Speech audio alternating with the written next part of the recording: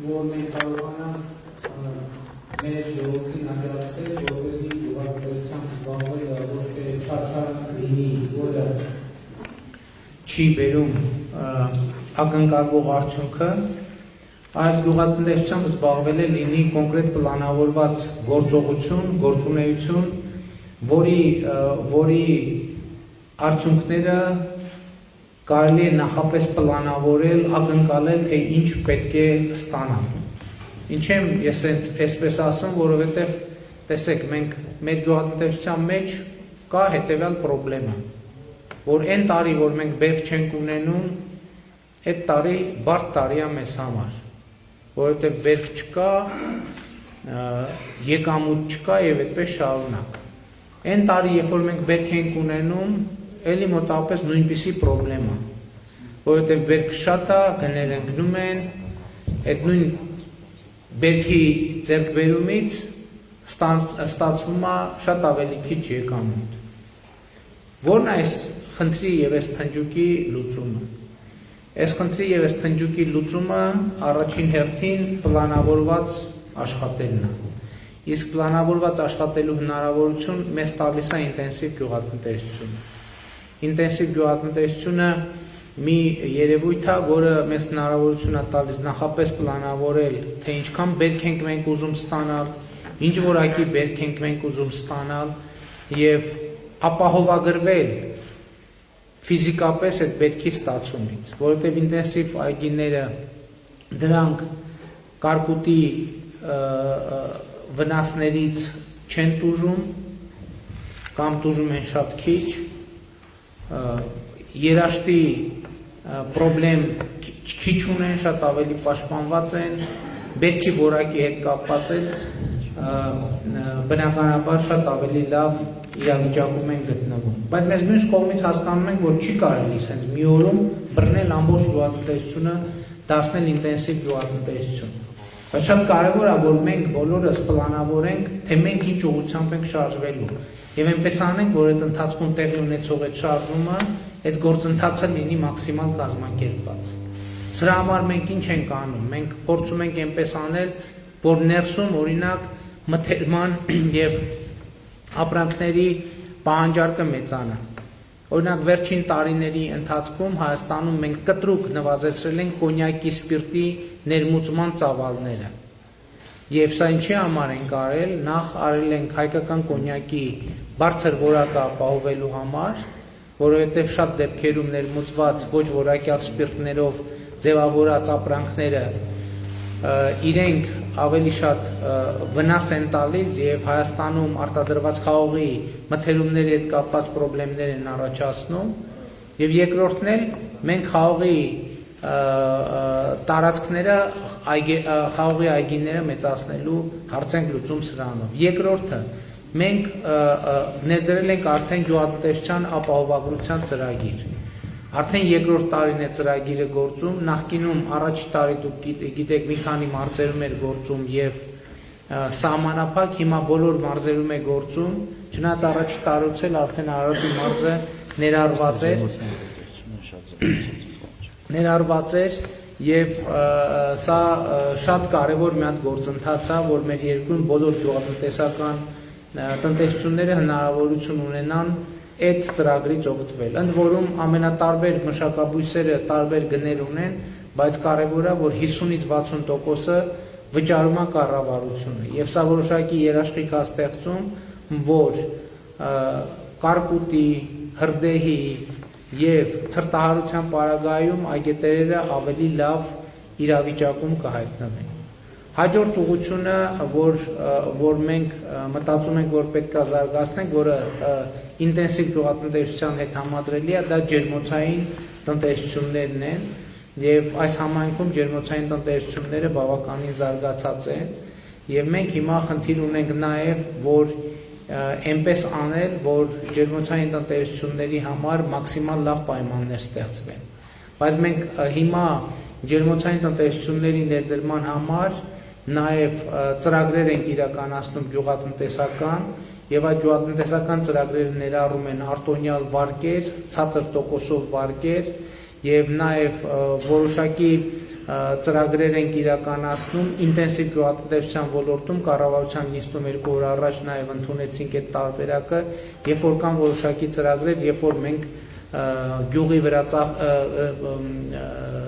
ծախսված գումարների մի մասը վերադարձնում ենք։ Հաջորդ խնդիրը, որ մենք դրել ենք եւ ուզում ենք լուծել, հետեւյալն է, մենք կոչ ենք անում, որ մեր գյուղացիները, գյուղացիական տնտեսությունները անցնեն կաթիլային ոռոգման։ Մենք 2022 թվականից հետեւյալ ծրագիր կներդնենք, որ կաթիլային ոռոգման անցած տնտեսությունները սկզբից կսկսենք մինչև 3 հեկտար տնտեսություններից, այն տնտեսությունները, որոնք կանցնեն կաթիլային ոռոգման, ընդհանրապես 5 տարի ջրի վարձ չեն վճարի։ Եվ սա մի միջոց է, որը մենք պիտի փորձենք կիրառել, որպեսզի մարդիկ գյուղատնտեսական տնտեսությունները օգտվեն այդ հնարավորություններից։ Եվ շատ կարևոր եմ համարում, որ մենք այս բոլոր ուղղություններով զարգացնենք մեր տնտեսությունը, որովհետև գյուղատնտեսությունը մեր երկրի տնտեսության կարևորագույն ճյուղերից է, բայց մեր մտածածը ինչ է կոնցեպտուալ առումով, մենք մտածում ենք, որ պետքա գյուղատնտեսությունը այնքան տեխնոլոգիական դառնա, որ մի հեկտար հողի մշակման վրա ավելի քիչ մարդ զբաղված լինի, քան նախկինում։ Իսկ այն աշխատուժը, որ պոտենցիալ կազատվի հողի վրա աշխատելուց, մենք մտածում ենք, որ այդ մարդիկ պետք է հնարավորություն ունենան այլ մասնագիտություններ ձեռք բերել, օրինակ IT ոլորտում ներգրավել, կրթական պատշաճ պայմանների ստեղծումը մեզ համար առաջնահերթություն է գյուղական վայրերում հատկապես։ Եվ մենք այսօր խնդիր ենք դրել եւ սկսել ենք Հայաստանում լայնածավալ մանկապարտեզաշինության ծրագիրը 2018 թվականից ի վեր մենք Հայաստանում 200-ից ավել մանկապարտեզ են կամ նորոգել, կամ հիմնարարել, կամ ուղղակի նորոգել, եւ մենք պլանավորում ենք առաջիկա 5 տարվա ընթացքում առնվազն 300 մանկապարտեզ կառուցել, դրանցից մեծ մասը գյուղական համայնքներում, ինչը հնարավորություն կտա նաեւ որպեսզի գյուղի մայրերը նաեւ աշխատելու հնարավորություն ունենան։ Շատ կարևոր եմ համարում նաև, որ մենք գյուղական բնակավայրերում մի հետևյալ ծրագիրն ենք իրականացրել, դուք գիտեք, որ մինչև 2 տարեկան երեխայի խնամքի վարկ գոյություն ուներ ներողություն, խնամքի նպաստ գոյություն ուներ Հայաստանի Հանրապետությունում, որը 18,000 դրամ էր, եւ մենք այդ ծրագիրը փոխեցինք հետևյալ կերպ։ Նախ գյուղական վայրերում այս ծրագիրը նախատեսված էր աշխատող ծնողների համար։ Մենք գյուղական վայրերում փոխեցինք ծրագիրը եւ նույնիսկ չաշխատող ծնողները մինչեւ 2 տարեկանը երեխայի խնամքի նպաստ են ստանում եւ մենք մի քիչ շատ չէ, բայց ավելացրինք, չնայած 25,000 դրամ դարձինք ամիսը, իսկ գյուղական բնակավայրերում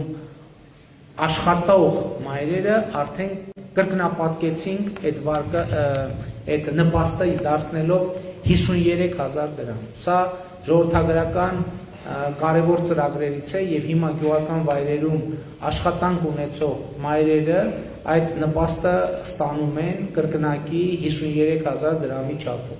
Եվ նաեւ սա կարևոր է ինչքանով, որ մենք նաեւ սրանով այդտեղ մի փոքր լավ իմաստով խորամանկություն կա, որ մենք նաև ուզում ենք խթանենք, որ գյուղական վայրերում մեր կանայք, մայրերը իրենց աշխատանքը գրանցելու հարցում հետևողական լինեն։ Այսինքն, որպեսզի մայրը երեխայի ծնվելուց հետո ստանա ոչ թե 25,000 դրամ, այլ 53,000 դրամ, նպաստ դրա համար պետք է որ իր աշխատանքը գրանցված լինի, հարկային տեսչությունով արձանագրված լինի, որպեսզի ինքը որպես ծնող,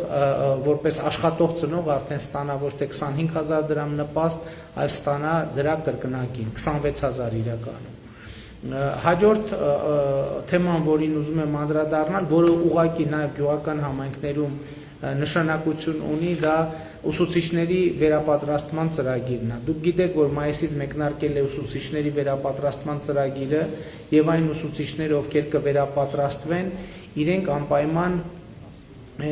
նոյեմբերից սկսած իրենց աշխատավարձը 30-ից 50%-ով կավելանա։ Եվ ես հույս ունեմ, որ նաև ձեր համայնքի ուսուցիչները այդ ծրագրին կմասնակցեն, որովհետև նոյեմբերից արդեն նրանց աշխատավարձերը կբարձրանան եւ այս պարագայում ընդ որում սա դեռ ծրագրի մեկնարկն է։ Մենք այս ծրագիրը շարունակելու ենք եւ շարունակական ենք իրականացնելու։ Ընդ որում ես ուզում եմ հիշեցնել, որ 2019 թվականին մենք հանրակրթության ոլորտում մի շատ կարևոր բարեփոխում արեցինք, սահմանեցինք ուսուցիչների նվազագույն աշխատավարձ, դրույքի աշխատավարձ 108,000 դրամ։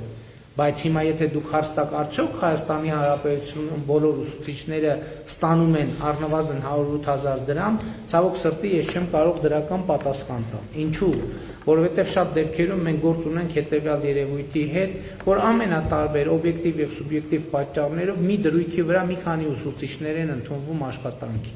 Այսինքն կա դրույք, որը սահմանում է, որ ուսուցիչը շաբաթական քանի դասաժամ պետք է ունենա։ Շատ դեպքերում էլի եմ ասում, օբյեկտիվ եւ սուբյեկտիվ պատճառներով դրույքը կիսվում է 3 մասի եւ այդ մի դրույքը այդ 108,000 դրամ նվազագույն աշխատավարձը, ասենք, բաժանվում է 3 կտորի։ Ինչը խնդրահարույց է, որովհետեւ այդ ուսուցիչը, ասենք, ինչ նշանակում ուսուցիչի 35,000 դրամ աշխատավարձ ստանա։ Դա մեծ խնդրեմ է։ Հիմա մենք ինչ ենք ուզում անել։ Մենք ուզում ենք այնպես անել, որ այս երևույթները կամաց դպրոցից դուրս գան, որ նախ ուսուցիչը